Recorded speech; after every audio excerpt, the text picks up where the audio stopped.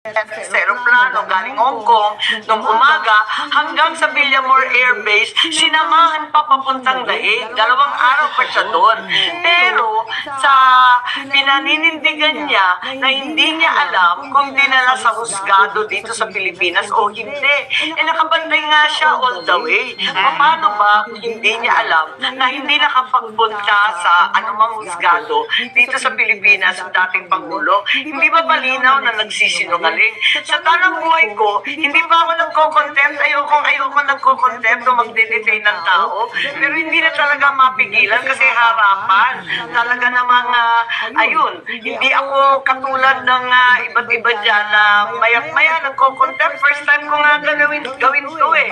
Kaya yung let me point out lang, Senator, ang sabi ni Senator Jesus Gutero na si Ambassador was not accorded yung kaukulang due process as pointed